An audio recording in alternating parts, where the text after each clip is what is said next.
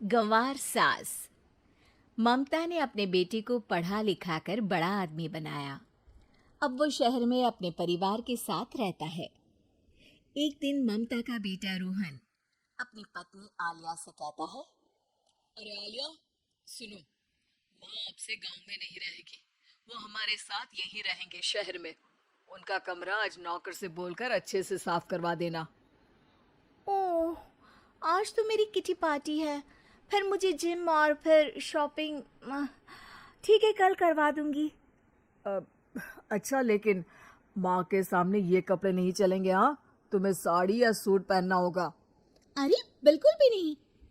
मेरे mummy papa ने इतना पैसा लगाकर शादी इसलिए नहीं की थी कि मैं अपनी मर्जी के कपड़े पहन ओढ़ भी ना सकूं।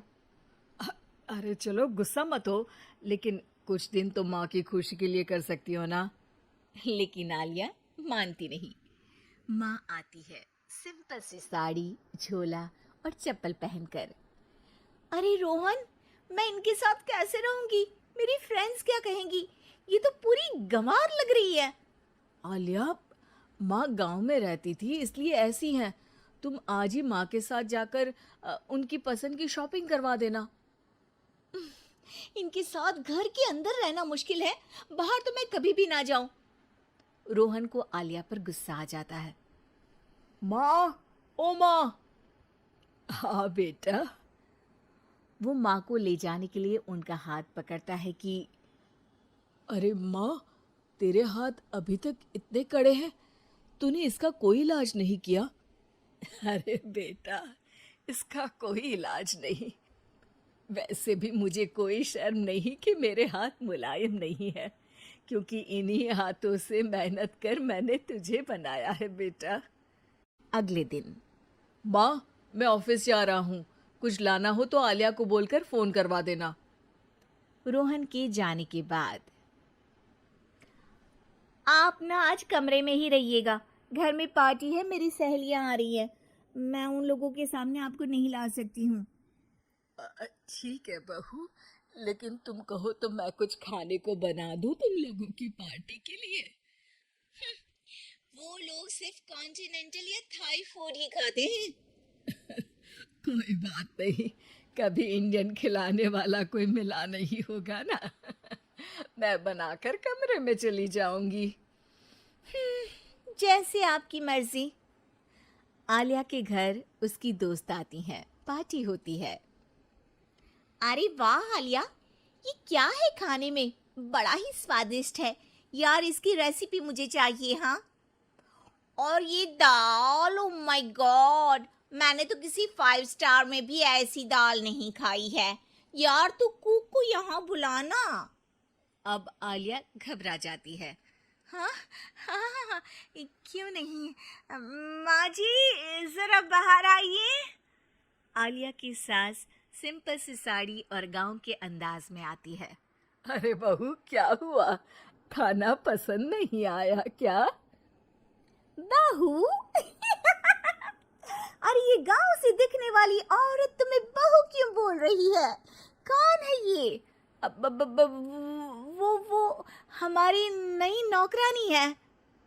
सास बहू की बात सुनकर बहुत दुखी हो जाती है। वो सर झुकाकर जा ही रही होती है कि एक सहेली बोल पड़ती है। अरे कहाँ जा रही हैं माँ जी? वो उठकर उनके पैर छूती है। जीती रहो बेटा।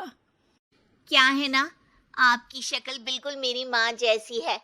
पता है आलिया, मैं शहर पढ़ने आई और फिर शहरी हो गई, लेकिन मेरे माँ पापा तो आज भी गांव में रहते हैं। बिल्कुल इनके जैसे ही हैं।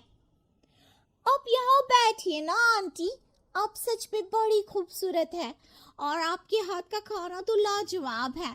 काश ये मेरी सास होती। सभी सहेलियां सास को घेर कर बैठ जाती हैं और उनसे खाने की रेसिपी पूछ रही होती है कि तभी घर की बेल बजती है और रोहन आता है।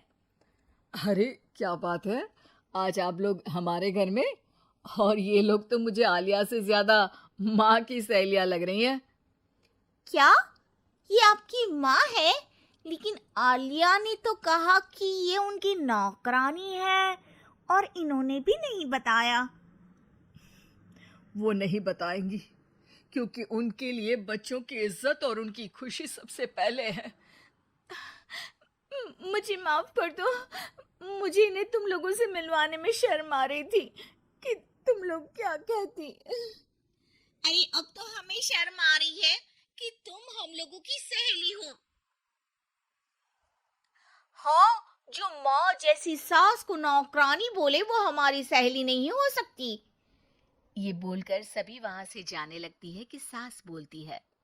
आलिया की तरफ से मैं तुम लोगों से माफी मांगती हूँ।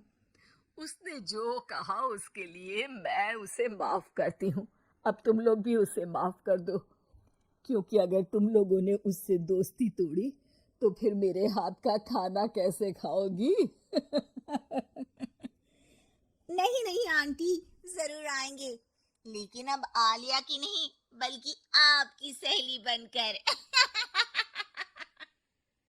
कृपया लाइक करें, सब्सक्राइब करें, शेयर करें, कमेंट करें।